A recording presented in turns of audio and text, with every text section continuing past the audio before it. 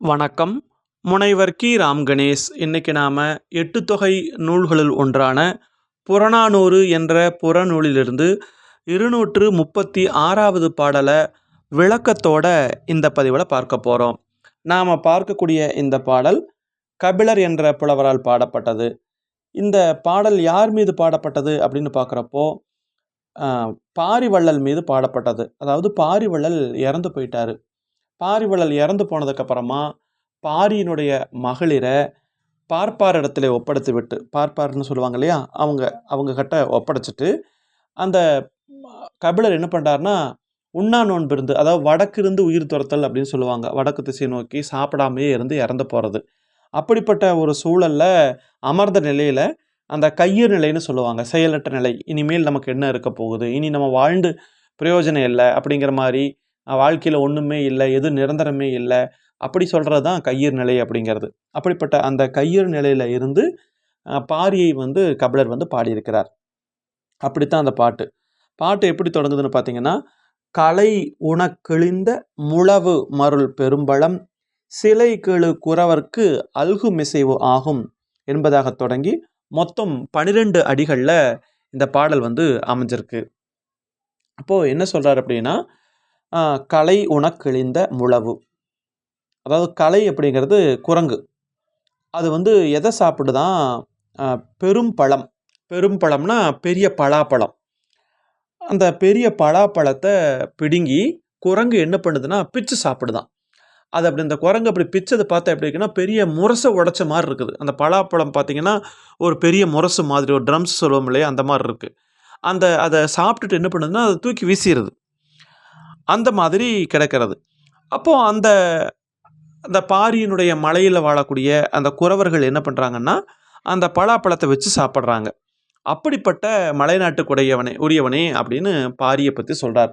அதாவது குரங்கு தின்னதனால அப்படியே கிழிஞ்சு போன அந்த முரசு மாதிரி பெரிய பலாப்பழம் அது யாருக்கு கிடைக்குதுன்னா அந்த மலைப்பகுதியில் வாழக்கூடிய குறவர்களுக்கு கிடைக்கும்.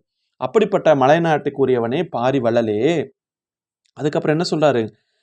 பெரும் கொடை வள்ளல் பாரியே, நீ ஒன்றாகி உறவுக்கு நீ பொருந்தாய் என நீ என்னை வெறுத்தனை. நீ என்னை மட்டும் விட்டுட்டு போயிட்டியே, நான் உன் கூட நீ இறந்து போகிற சூழலை நானும் கூட வர்றேன் அப்படின்னு சொன்னப்போ நீ வர வேண்டான்னு என்னை தடுத்துட்ட.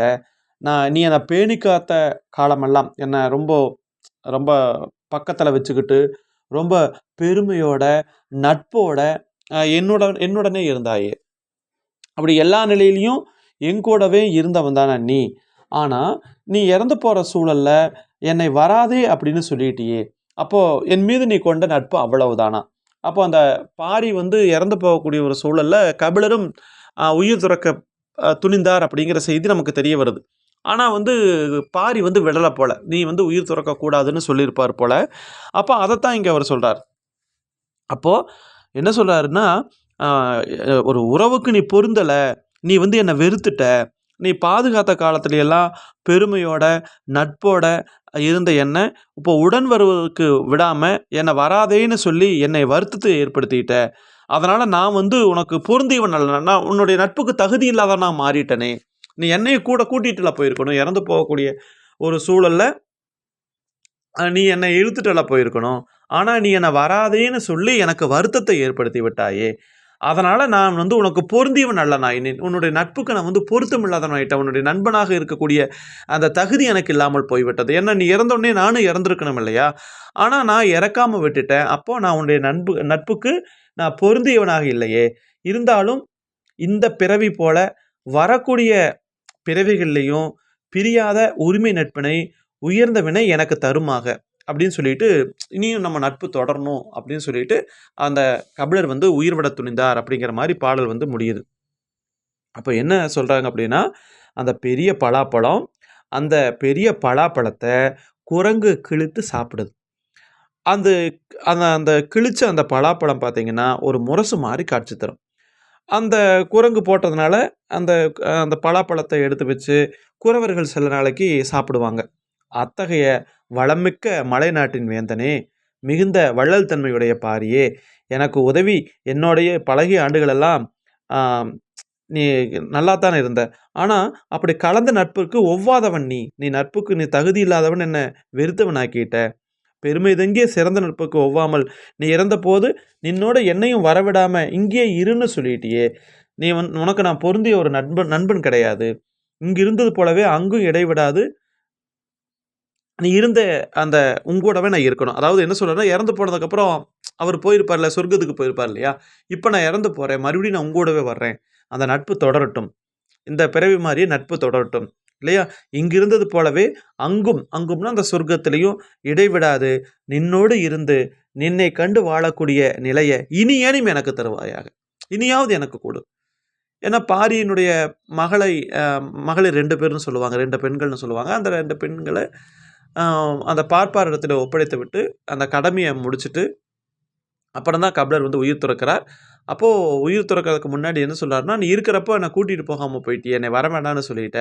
இனியாவது என்ன வந்து உன்னுடைய நட்போட வச்சுக்கோ. உன் இடத்துல நான் வர்றேன்." அப்படின்னு சொல்லிட்டு இறந்து அந்த பாரி இடத்திற்கு வருவதாக, அது ஒரு கையற்ற நிலையில, ஒரு செயலற்ற நிலையில கபிலர் பாடியது தான் இந்த பாடல். பாடல பாருங்க.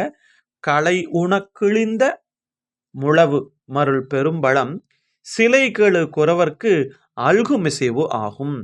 மலைகெழு நாட மாவன் பாரி கலந்த கேண்மைக்கு ஒவ்வாய் நீ எற்புலந்தனை ஆகுவை பொறந்த ஆண்டே பெருந்தகு சிறப்பின் நட்பிற்கு ஒல்லாது ஒருங்குவரல் விடாது ஒளிக எனக் கூறி இணையை ஆதலின் நினக்கு மற்றியான் மேயினேன் அண்மையானே ஆயினும் இம்மை போல காட்டி உம்மை இடையில் கட்சி நின்னோடு உடன் உறைவு ஆக்குக உயர்ந்த பாலை. என்ன இனியும் நீயாவது உங்கூட நான் உடன் உறையணும். நீ உங்கூடவே நான் நிரந்தரமா தங்கி இருக்கணும். அப்ப அதற்கு வழி செய். அதை என்னை நீ ஏற்றுக்கொள். நான் வந்து உன்னிடத்தில வருகிறேன் என்று சொல்லி, கபிலர் என்ன பண்றார்ன்னா, வடக்கு இருந்து உயிர் திறக்கிறார். வடக்கு நோக்கி இருந்து உண்ணா நோன்பு சாப்பிடாமயே இருந்து, அந்த உயிர் திறக்கக்கூடிய அந்த சூழல்ல தான் கபிலர் வந்து இந்த பாடலை பாடியதாக குறிப்பிடுகிறார்கள். இதுல கலை அப்படிங்கிறதுக்கு குரங்கு அப்படின்னு பொருள். சிலை அப்படின்னா வில் அப்படிங்கிற ஒரு பொருள் இருக்கிறது. அல்கும் என்றால் விரும்பும் என்பது பொருள். ஒல்லா என்றால் பொருந்தாத என்று பொருள். மிசைவு என்றால் உணவு என்று பொருள். உணவு அந்த அ குரங்கு சாப்பிட்டுட்டு போட்ட அந்த பலாப்பழத்த தான் இங்க மிசைவு அப்படிங்கிறதுல சொல்றாங்க. உணவு தானே அது குறவர்களுக்கு, அந்த மலைவாழ் மக்களுக்கு. அது வந்து கொஞ்ச நாளைக்கு அது உதவும் அப்படிங்கிற மாரியான பொருள குடுத்துருக்காங்க. அப்போ முதல்ல வந்து அந்த பாரியினுடைய மலை வளம் இந்த பகுதியில சொல்லப்பட்டிருக்கிறது. அவனுடைய வள்ளல் தன்மை சொல்லப்பட்டிருக்கிறது. ஆனா, பாரி கூட தனக்கு இருந்த நட்பு வந்து நான் வந்து சரியா நட்பானவனாக இல்லை. அதனால தான் நீ என்னை விட்டுட்டு போயிட்ட அப்படின்னு கொஞ்சம் கோபிச்சுக்கிற மாரி இருக்கு. அதுக்கப்புறம் இனியாவது என்னை ஏற்றுக்கொள். என்னை நட்புக்கு ஒல்லாதவன் என்று நீ என்னை விட்டு விட்டு சென்று விட்டாய். இனியாவது நான் இறந்து உன் கூட வர்றேன். அங்கேயாவது நம்ம 2 பேரும் நீங்காமல் இருப்போம். உடன் உறைவதற்கு ஆக்குக. இனி என்னை ஏத்துக்கோ அப்படின்னு சொல்லி கபிலர் சொல்லக்கூடிய வகையில இந்த பாடல் வந்து அமைந்திருக்கிறது. இந்த பாடல் புறநானூற்றுல 236வது பாடல். பொதுவியல் திணையால் பாடப்பட்டது. அதாவது வெட்சியிலிருந்து அந்த பாடான் வரைக்கும் சொல்லுவாங்க இல்லையா? அந்த திணைகளுக்கெல்லாம் பொதுவான செய்திகளையும், அதுகள்ல கூறப்படாத செய்திகளையும் சொல்லக்கூடியது தான் பொதுவியல் திணை. அந்த வகையில பொதுவியல் திணையில் அமைந்தது தான் இந்த பாடல். மிக்க நன்றி. மீண்டும் நாம இன்னொரு பதிவுல சந்திக்கலாம். வேறு ஏதாவது சந்தேகங்கள், விளக்கங்கள் இருந்துச்சு அப்படின்னா, நீங்க அந்த கமெண்ட் பகுதியில குறிப்பிடுங்க. நன்றி.